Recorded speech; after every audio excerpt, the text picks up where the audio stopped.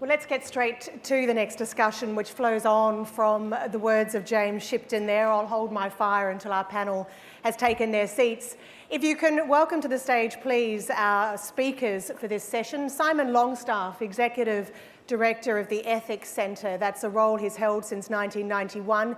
He's also an honorary professor at the Australian National University, based at the National Centre for Indigenous Studies. Elizabeth Proust, Chair of the Australian Institute of Company Directors, as well as Chair of Nestlé Australia, the Bank of Melbourne, and a Director of Lendlease Corporation, and today our resident Marxist, if you read the papers yesterday. Eleanor Rubin, a non-executive director across a wide range of organisations and sectors. Her current portfolio includes Mirvac, Afterpay, Touch and Slater and Gordon, as well as several unlisted companies. Please welcome our panel.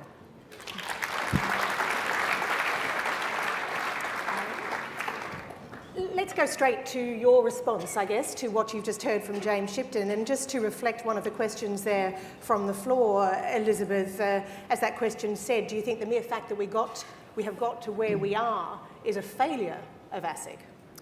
I think it's a failure of all of us. I was in Hong Kong and Singapore just a couple of weeks ago for the AICD, and until we started to hear from the Royal Commission, one of the things that we as Australian company directors prided ourselves on was in a reasonably regular survey by the Asian Corporate Governance Association, Australia and New Zealand were on almost every measure, ethics, gender diversity, transparency, etc., number one.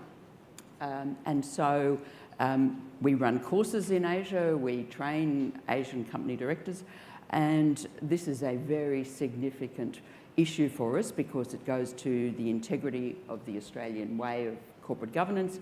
It goes to a whole range of questions, many of which James has asked today. Is James on the money, if you like? I mean, we heard a very strong defence of the enforcement action taken by ASIC and also an expectation of a tougher approach. We heard him talk about the responsibility of the industry itself, also the need to review conflicts of interest and embrace professionalism. They're the sorts of things you need to hear from ASIC, because whichever way you look at it, and as one of the former ASIC investigators said just last week, the general view seems to be that ASIC has lacked the balls. And I think there's also even probably in this room, a very large knowledge gap about the impact of enforcement by ASIC, of just how much money has been returned to consumers, how much has been done. But clearly there is a gap in enforcement, and hopefully James' arrival does mean a tougher line. Eleanor? I think an effective regulator needs to not only be effective and deliver the sort of results that James has spoken about, but it needs to be seen to be effective. And that means that it needs to not be quiet in its activities, but it needs to be really loud and proud and be out there and be seen by the community to defend and protect their interests.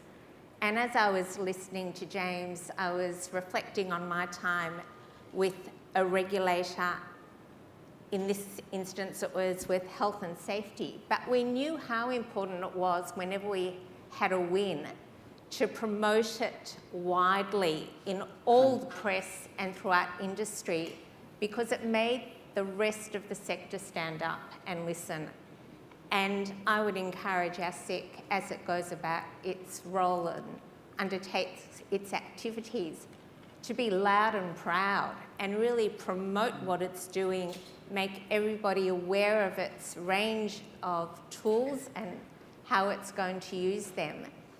Because undoubtedly we all have a role, but the regulator has a very important role. Did that, I suppose, in some ways surprise you that in James Shipton's address he made the point that he is very pleased that the Royal Commission has highlighted something that ASIC identified in 2016, i.e. fee for no service? But I'll bet you the bulk of Australians actually missed that in 2016. Well, let me confess, I miss it. I missed it. And I read all the business pages cover to cover every day. So if it wasn't prevalent in my mind, I doubt whether the, man or woman in the street who depends on the regulator would have known either. And so it's about confidence in the system as well, and confidence in the regulator. Simon? Yeah, I think firstly we have to recognise regulators can only operate within the powers they have. So I think it's very significant now that their powers have been extended, and James is very clear about his intention to use the full weight of those. Secondly, I think it's important not to look just for futile gestures from regulators. The consumers, I've heard them talk about it, they really value the fact that they're not made to wait for endless enforcement actions before they get their compensation. And so people who've been harmed really want to get early responses, and enforceable undertakings have helped with that. But I think the most important point, and the thing that troubles me most about this debate, is this general expectation that organisations are only going to do what is right and what they know to be right if they're forced to do so by a regulator. And I think, I think as Elizabeth said, there's responsibility on all sides. And I've been absolutely shocked in the last 2 months to sit in boardrooms and hear boards say, oh, well, we know what we should do, but we're not going to do it ourselves because that'll put us at a competitive disadvantage compared to our competitors. So we're going to wait till we're forced to do it by the regulator. Well, no wonder we're in strife. That also, though, goes to the heart of that, constant question of whether you can regulate for culture, doesn't it? Because it doesn't really matter. You can certainly punish for obvious misdemeanours, but can you give a list that says if you do this, it's all good? Well, no one's ever tried to do that, and you wouldn't do that. What our regulators in Australia have done is they've said to boards, culture actually matters. You are responsible for setting the purpose, the values and principles of the organisation you govern. You must know whether what you set is actually being given effect. It's entirely up to you to determine what you're going to set, but you've got to measure it. And if there are gaps between what you say you are and what you actually find to be the case, you need to close them.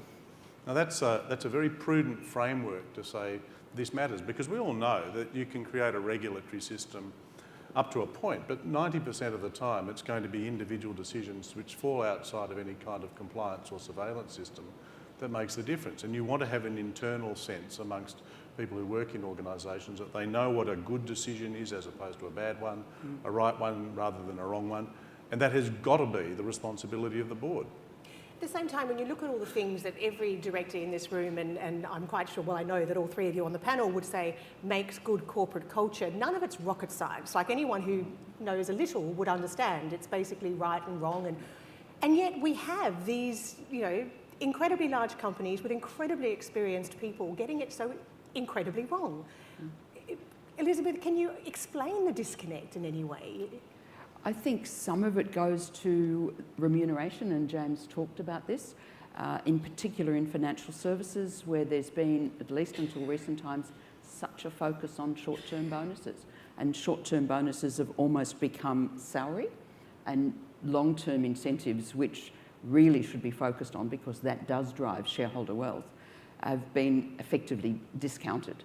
And so I think what we're seeing in many companies, including in financial services, is a significant rethink of the whole remuneration structure, because it has driven, it's not the only answer, but it's a big part of the answer, it's driven much of this behaviour. And that was specifically identified by APRA in its report into the Commonwealth Bank, where it said that these are potentially at risk, in theory, payments were being made as a matter of course, and that lessens that. But that does raise the question of, Eleanor, how do we get remuneration right? Because that's another conversation that we seem to have, AGM after AGM, and yet, particularly in financial services, we've still seen a number of companies get first strikes.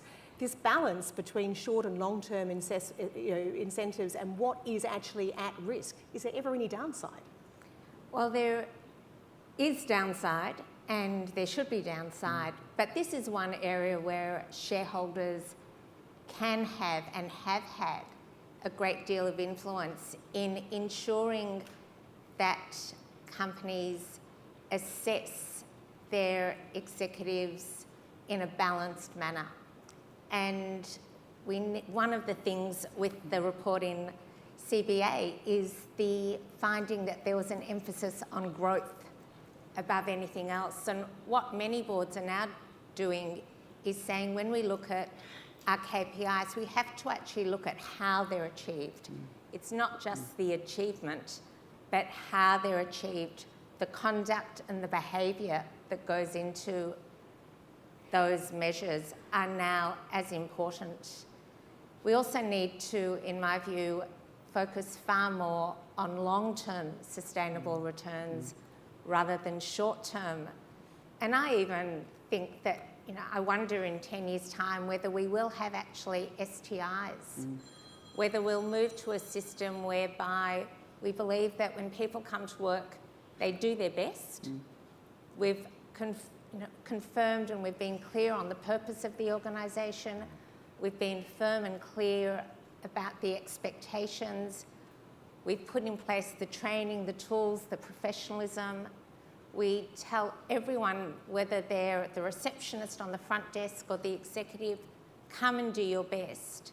Do your best by clients, customers, suppliers, shareholders, stakeholders. But if you want that extra bonus, it's really about how that's been achieved over the longer term than the shorter term. And I think we're actually at a tipping point where we'll see a change in REM structures. In practice, though, and I guess, Simon, I'll bring you in here, is there still, though, a disconnect between what you're saying there and where we should be heading and what's actually happening? I mean, we've had a number of very senior chairs come out just in the last couple of weeks and complain that shareholders are, and I'll look at whether that's right or not in a minute, but complain that shareholders are way too focused on the short term. And there's something to that, but let me just clarify. Remuneration structures are based on some false assumptions. I mean, and we often misunderstand what they're doing. They talk about them being incentives to work harder or do more of one thing. That's not actually the principal driver that happens. Most people that I know who go to work, including in the commercial sector, are not waking up saying, how can I increase my bonus today or something like that, or my incentive. What these remuneration systems do is they send signals about what's important. And they can be very distorting in terms of the way in which they shape choices at the coalface. So you'll have all the words in the world from board and senior management about purpose and all the rest. And you'll have a system, a policy or a structure embedded in an organisation that's saying, actually, we don't think that's that important at all. What we want you to focus on is this. And often that's in response to short-term things from shareholders. I think shareholders shoot themselves in the foot more often than not by allowing analysts and others to insist on this quarterly performance. I have not met anybody who thinks it's sensible. I really haven't. I've not met a single person who thinks that quarterly performance is the good way to govern, and yet we keep doing it. Why do we keep doing it? Well, if there's someone here who thinks it's sensible, I'd love them to stand up and tell me why. Yet it happens day in, day out. Elizabeth, why do we have such complicated REM structures? I mean, why can't, just like most people, you get paid, and maybe if you do an amazing job, once, every so often you might get something special to do with massive KPIs. But why are they so multi-layered? And is it really necessary to attract the best talent to offer that sort of? I think it's often government's the unintended consequences of government legislation. So when remuneration was required initially to be published, in particular for the 5 key management personnel in listed companies, the view was that that legislation would push down remuneration. Well, of course, it's had exactly the opposite.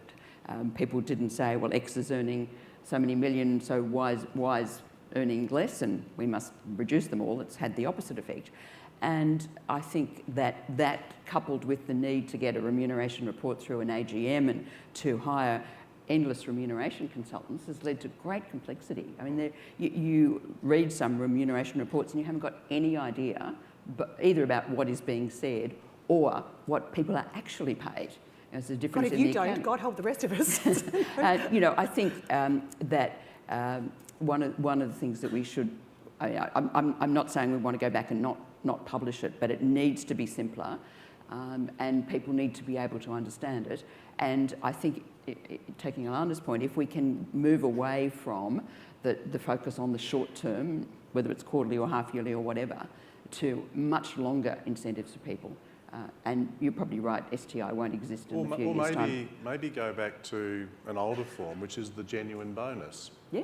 In which there's an overall performance, and boards that would then have to have the courage to exercise discretion. Okay, we have decided that Yep. in the overall performance, this is how we're going to do it. It'll be a bonus. So it's not something that you can expect automatically to be delivered if you achieve certain things. In the circumstances, much like when a board decides whether or not to pay a dividend, they have to make a judgment there as to how much should be retained. They should say, well, we will allocate this as a bonus for the superior performances which has been achieved. That I think is a fairer system. I think it's a simpler system. And I think it properly reflects the circumstances in which that judgment would be exercised.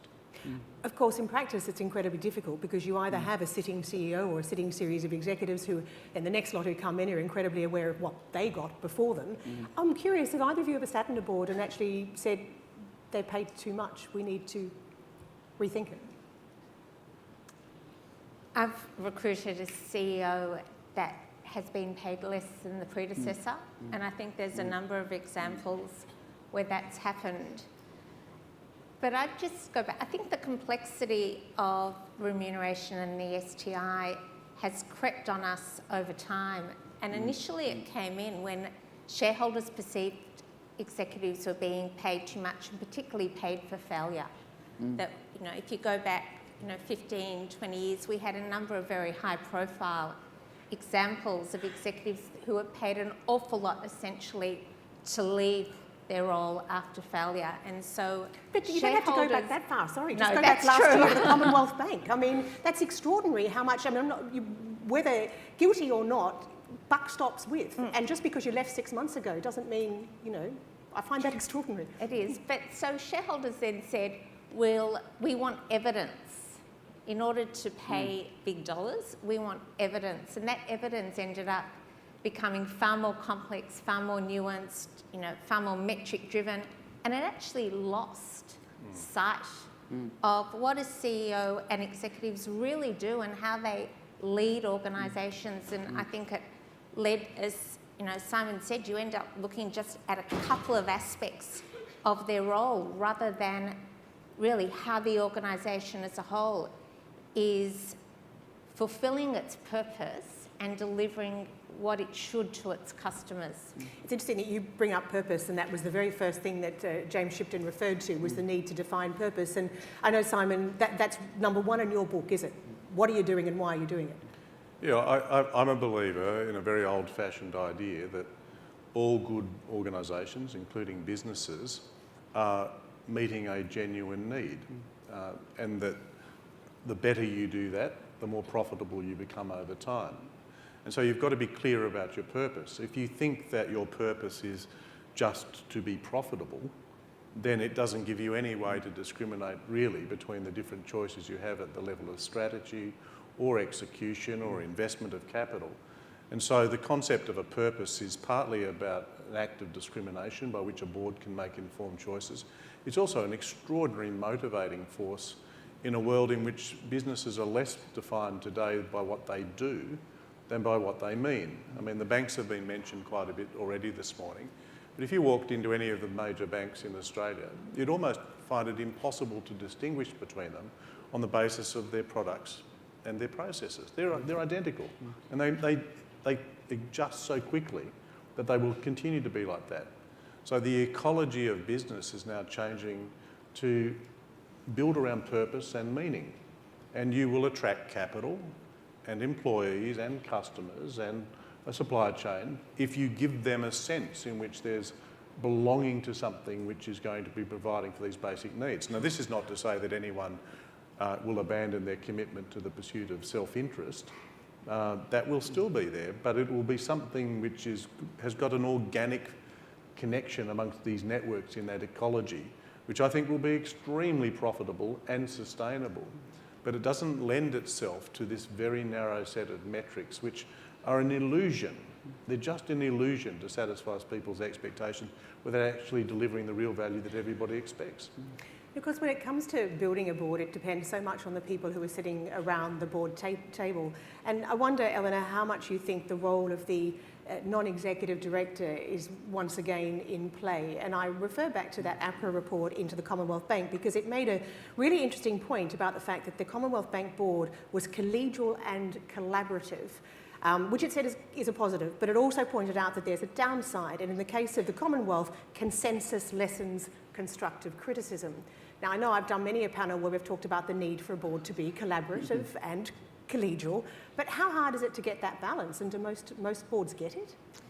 Most boards, or certainly the boards that I'm on, strive to get that balance. And one of the things that does aid getting the balance is diversity. Because what diversity brings, and we often focus on gender diversity, but it's really diversity of thought, it's diversity of background, it's diversity of experience, it's diversity of perception. And I just know in my case, I work with a director who has a very different career trajectory and path to me. And he said to me once that we often arrive at the same conclusion, but we get there in very, very different ways. But what that has meant is that we have a far broader discussion around the board table, and we look at things far differently than if we had had just, my colleague multiplied by 8. The answer might have been the same, but what we've actually uncovered in the course of the discussion and where we might have refined the process and approach and how we're executing has been a result of having my view, which has been very influenced by a very different background, career path and experience.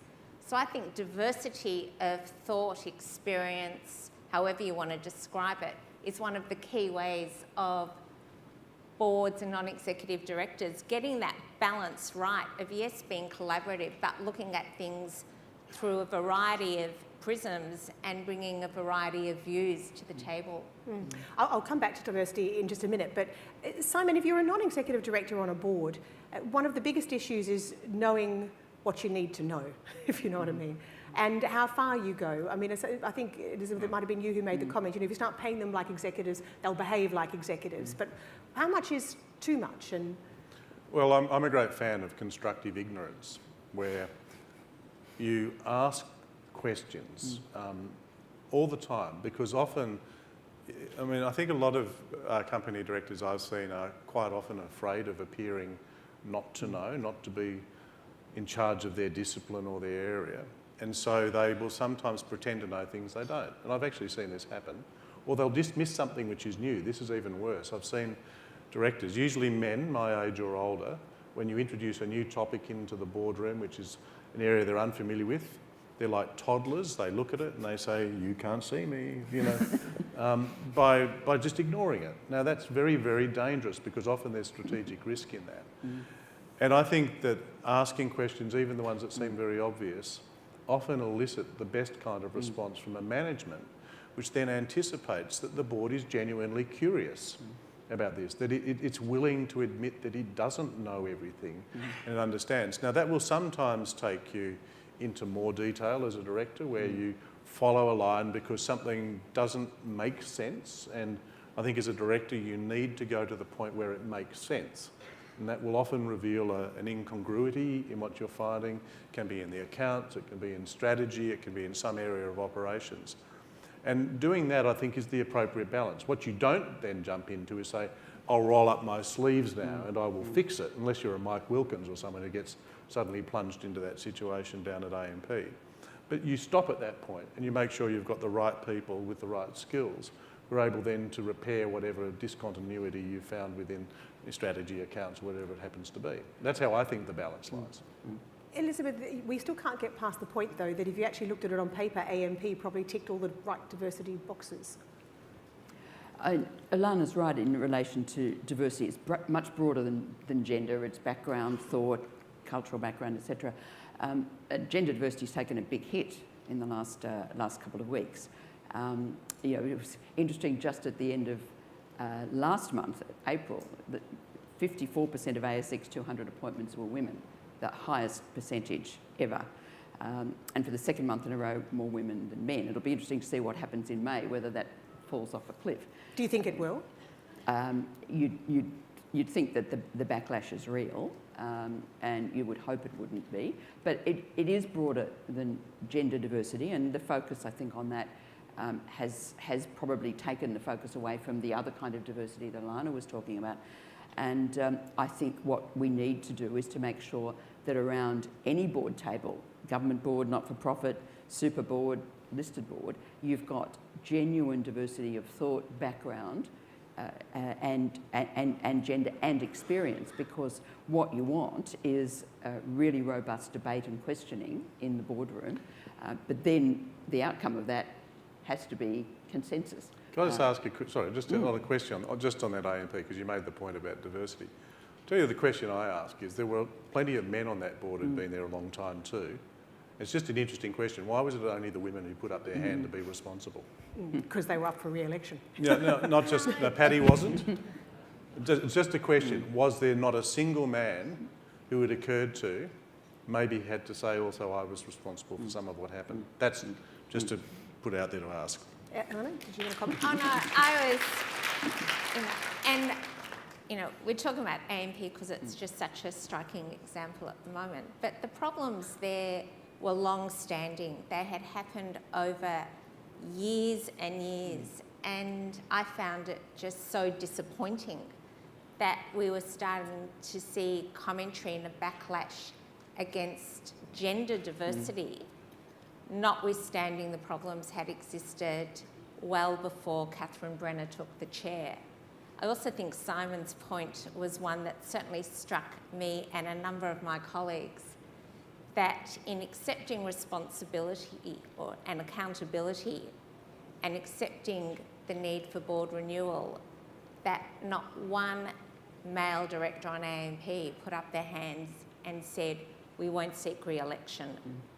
We'll flag now that it's a collective accountability and we won't seek re-election. And the fact that that didn't happen, I think, just highlights the deep cultural issues in the organisation, which still today has failed to really look inside itself and see how could these things have continued to happen. Ali, I think there's a broader question than just AMP, and that is, and James touched on it in his speech, and that is trust. The Edelman Trust Barometer in January showed that trust in Australian business, media and government was at an all-time low. And only 2 countries surveyed, Singapore and Australia, saw declines in trust in all of those. And that's before the Royal Commission. So you would have to posit that next time it's measured or reported next January, trust in business will have plummeted. And what we've seen in the last few weeks, the Royal Commission, the APRA report, I think just drives that. And I think regulators, super funds, business generally have got a real responsibility to start to rebuild that trust. Let me ask you, just think of the things we've talked about today and think about how it relates to trust. We've said we've got a business sector that won't do the right thing, even though it knows it, unless it's forced to by the regulator. We've got executives who say they won't really try hard for the company they work for unless there's an inducement in the form of some kind of incentive. We've got company directors which are more likely to have a cosy agreement with each other rather than challenge, and you can be collegial and still challenging. When I lay that out, if you're a member of the public, you'd say, oh yeah, we really ought to trust those people. It's a fairly bleak picture, Simon. But we have to have an honest conversation about it. We honestly do. You can't will the end without willing the means. Yeah. And if we want people to actually trust business and government and the rest, there has to be some kind of conversation where we say, let's go back and rethink, why do these organisations exist? What is their proper purpose? What are their values and principles? Are they willing to live this? Not because they're forced to, but because they actually believe it. If we can't have that conversation in this country, then the decline will continue and you'll see all of the net and very adverse effects that flow from it. I'm going to open this up to questions from the floor in just a minute, but Eleanor, let me ask you, is that too big a generalisation? Does that conversation need to happen in every company? And is that enough? We've talked about what makes good culture. Is culture enough to rebuild trust? It's such a huge deficit that's there at the moment. I hope culture is enough to rebuild trust, but culture has to be accompanied by action. And a positive culture means, recommitting to your purpose, being transparent, really respecting your employees, your stakeholders, your suppliers, your shareholders, understanding your social licence. It requires strong leadership and it requires consistency, because the minute you think you've got a good culture, and so you can, some bad news comes and you sweep it under the carpet, that's when your culture dies. So it requires an openness, a transparency, seeking out bad information rather than just, hoping you'll hear about it when it happens. There's a number of things that go to it, and then it's actually putting up your hand and calling out those circumstances where you haven't performed or delivered a service to your clients like you would like, and standing, accepting that and doing better. And if we continue to do that collectively, then I hope that trust will re-emerge. But there's also a really important role for shareholders. And the shareholders in this room actually get it, but the broader investment community needs to also engage companies and boards around how we do things rather than just returns, because it has to be a discussion that we all have rather than just some of us. Elizabeth, would you agree? Absolutely, and I think that rebuilding trust will have to start with actions, and trust was lost fairly quickly, and it's probably, as I said, plummeted. It will be a long, slow way back. And I guess it's not helped when companies like AMP actually dispute whether they lied 12 times or 20 times, sort of thing. There's something worse than trust you can lose. You can lose legitimacy. Thing is, with trust, when people don't trust you, they just impose costs as an alternative. Transparency costs, enforcement costs. If you lose legitimacy as an institution, no one will deal with you at any cost. You're gone. We've seen this throughout history. And there are some institutions which have got perilously close to losing their legitimacy. And we have to be really careful about it, which is why I'm being so strong about the need to have an honest conversation. If you think this is bad, there's a lot worse that can come. Let me open this to the floor. We've got a couple of roving mics, one down the back there. Hi, I'm Michael Salvatico from MSCI SG Research. The question I see here is, how do you change culture? We listened to James refer to John Kay's book, Other People's Money, and in that book, John Kay is critical of the way corporates are structured, and that partnerships provide a stronger link to the liability of directors and the performance of the company. We've lost that through having the corporate structure that we have. We're stuck with it. Like Simon says, there are issues with the way the directors are incentivised. There's information about culture of companies and how that's measured. MSCI provides that information to investors and companies. But the question remains, we're in a situation where corporate culture is highlighted as being a problem, but how do you change that? And is it the role of ASIC to provide guidance on changing that, or is it the Ethics Centre that needs to provide that guidance? It's not us. We're not a moral policeman. We can help people, and there are tools by which you can do it. It's not difficult. There's one organisation I know of in this room, which because they actually invited us to look, which has got a wonderful culture, by which I mean what they say and what they actually are is almost perfectly aligned. It's the best I've ever seen. I won't name them, they can name themselves later if they want to. But there's one, I know at least one, and they're in this room. But there are others which don't even try. And to be honest, it's not impossible, it's difficult. It takes three years to get the basic cycle right. But it is possible to examine an organisation's culture, by which I mean it's not just what people think and feel, it's the artefacts, it's policies, it's procedures, it's structures. They do a lot of work without anybody ever seeing them, sending signals about what's really important, and they often are the source of a perception of hypocrisy in organisations, which is the acid that eats away at them. It undermines things. And people say, well, if they don't believe it, why should I? And they fill it in with all sorts of other interests.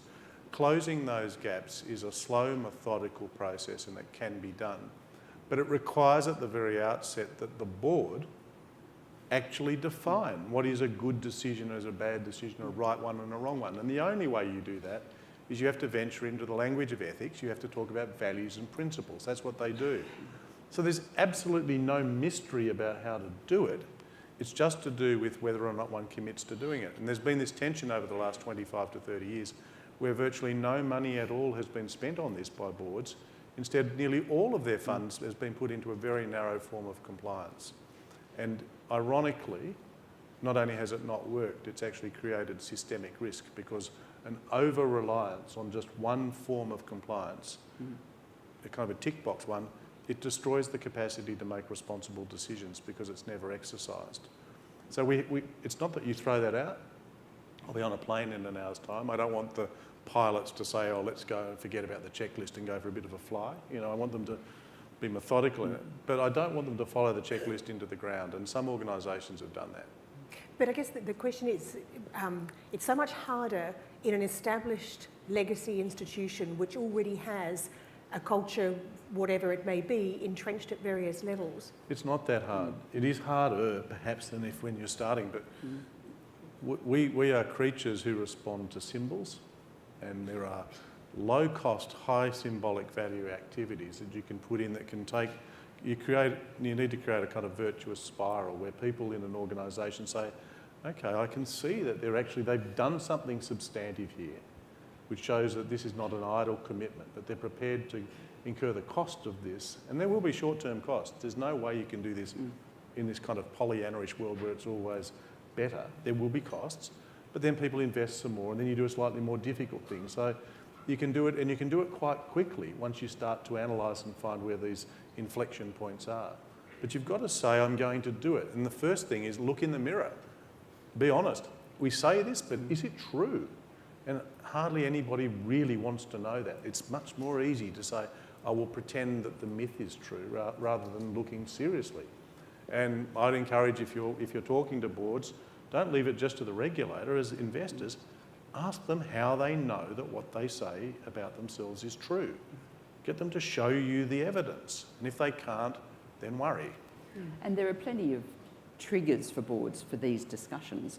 Obviously, the Royal Commission and the APRA report go well beyond financial services in terms of implications. But just a few years ago, James' predecessor, Greg Medcraft, said to the industry and to boards, you are responsible for corporate culture. And there was quite some pushback with people saying, no, there was an outcry. Yeah, we're directors, we're not there all the time, that's management's role. And in a relatively short space of time, that's either been forgotten, I would hope not, or absorbed, and so that people are expecting that they are responsible for the corporate culture. But then, to Simon's point, what is it they're doing about it? I've got a question here. Oh, one and then just in front too. Yes, hi, Edwina Matthew from Pendle Group. Question for Simon. The Enderlin Trust survey, which has been going for over 18 years, as you know, and across 28 countries, so it's quite a comprehensive sample size. One of the things it also showed was that there is trust, though, more in the voice of the individual than the institution.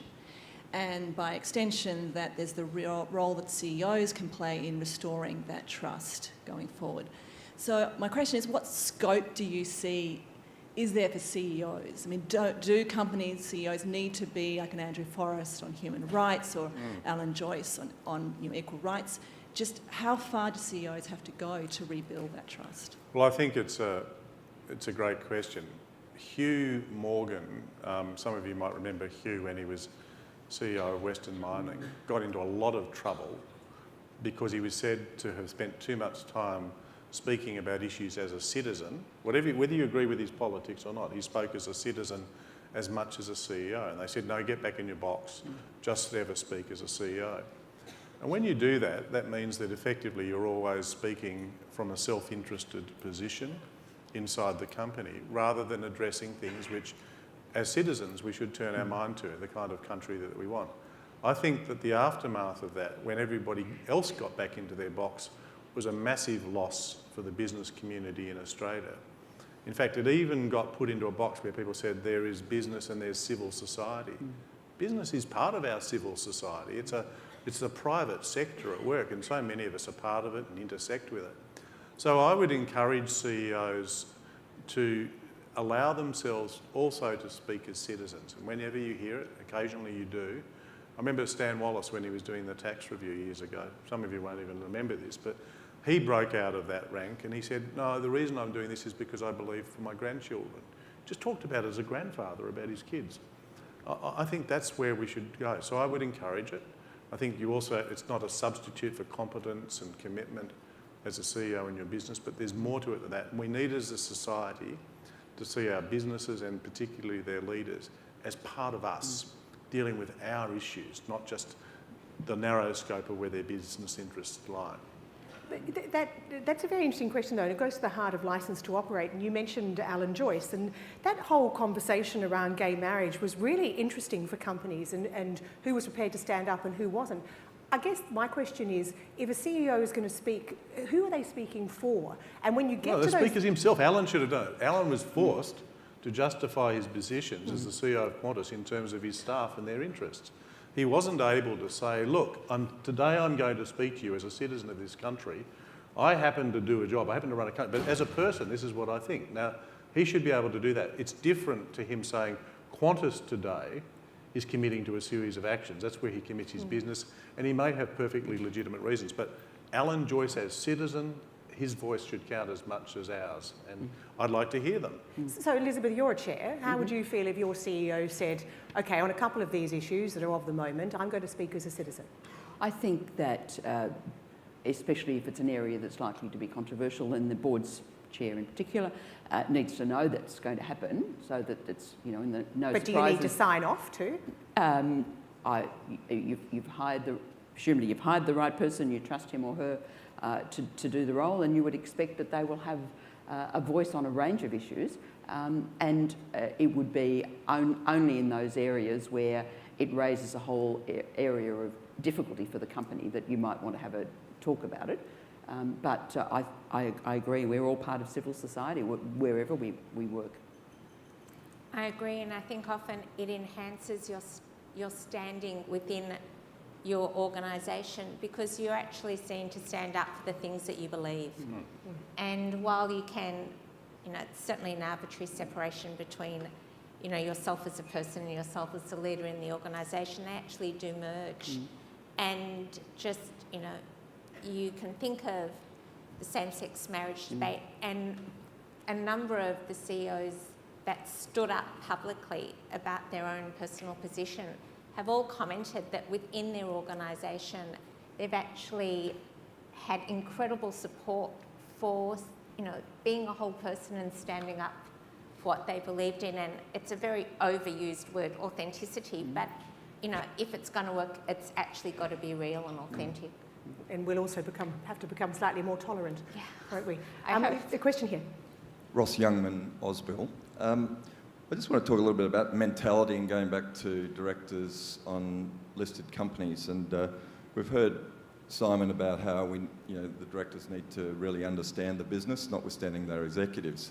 We've heard too about how they get paid, and I would argue if you've got a couple of boards, ASX 200 boards, you're getting paid as well as many senior executives out there in industry today. So, but then when you talk to people in industry, they talk about doing the board thing. We're going to, and I worry that they see this as a sort of a halfway house to retirement where they can take a couple of board positions. They think that, you know, notwithstanding they've probably done the AICD courses, So. and that it's, you know, attending meetings, it's not getting too deep, and it can supplement a lifestyle as a halfway house. How do we change that? Well, first of all, do we think that's part of the mentality out there? And if so, how do we change that? I think that too many people do, sitting on the outside, do see it as a lifestyle, and it's absolutely nothing of the kind, as I think your question implies, nor is it retirement. And I think whatever we think of the government's BEAR legislation in financial services, which will make directors in financial services more like executives or quasi-executives. I think that, I mean, it's a serious occupation. It's not just the time at board meetings and the time to understand the business, it's the reading and the thinking about it. And I think there's a role, including for my institute, in talking to people about what it means to be a director, that it is, for many people, it's in transition to retirement, but it's not a retirement, and it's certainly not a lifestyle job. I think your characterisation may have, you know, been true a number of years ago, but the changes that have taken place that I've seen over the last 15 years, being a non-executive director is actually a career, and speaking for myself, I get great benefit in being on more than one board because you see different approaches, you hear the issues differently, you assemble information. It's a process of osmosis and you use it to strengthen how you go about your work. I think the days of just coming to a board meeting, having read the papers very diligently, asked a few questions and then leave, also don't exist anymore. And one of the things that we see today is that boards and directors are much more engaged in their business, and they understand that to do their job well, they've actually got to get out of the boardroom. They've got to go and see the business in operation. They've got to speak to employees. They've got to meet with customers and clients. And so I see it now a far more extensive role than it has been in the past, and certainly not something to do on the way to golf. And that the whole subject of non-executive directors and board roles and how you keep line of sight, we'll talk about in the next panel as well with our directors. We've got a question up here. Hi, Zoe Witten, Citibank. I just wanted to sort of loop back on something that Alana touched on before, and also that I thought was pertinent listening to James earlier on. We often, and it sounds like what we want to do is ask companies to work for public good, to work for purpose. But we also, of course, ask them all the time to work for shareholder returns. And then when we talk to shareholders, we want to say to shareholders, would you mind not asking for short-term returns all the time? But then we say to those same shareholders, well, you're going to live or die based on your quarterly or half-yearly results.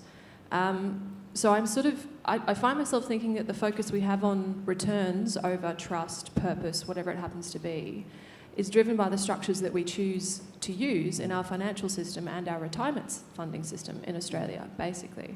So I just wanted to hear your thoughts on whether or not we're asking for trust and purpose and the right behaviour on one hand, by, with the other hand, pushing companies towards those same outcomes.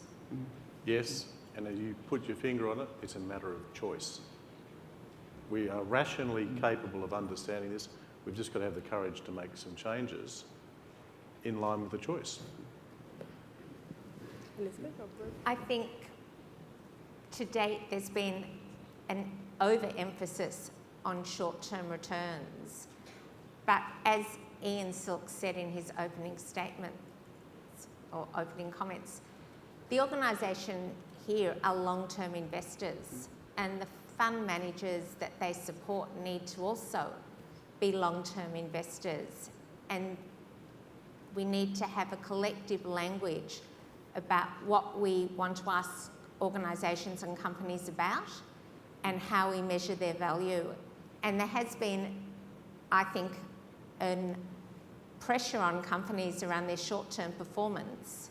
And when they want to actually invest, as Simon said, in some of these cultural improvements, analysts say, why are you doing that? It's going to cost money, it's a diversion. I think the language collectively needs to change, and shareholders can lead that in many aspects. I think it's how do you get the and into this? How do you do long-term returns for shareholders and the purpose of the company? I don't think it's either or, but I think the focus on the short term sometimes gives the impression that it's a choice. Elmer Funke Cooper wrote recently about ways to restructure remuneration, and the whole idea of having gates. So you have gates that you're not being paid for, it's sort of a yes or no thing. Have you, adhered to whatever the so-called soft targets? I know everyone hates that word, but there are different ways of doing it. But I guess it's a question of starting again. Well, I'd hate to invite all the remuneration consultants to start again, because that would be a whole new industry again. But I think that if we keep it simple and we ask what is the purpose, what are we trying to achieve, and get back to simple and with a focus on long-term remuneration, then we'll get outcomes for shareholders as well as for the broader community. We are out of time. I should tell you that a lot of the things that we've talked about, and if you've got other questions, we'll carry it through to our next panel, because there are some very common themes. Please join me in thanking Simon and Elizabeth and Eleanor.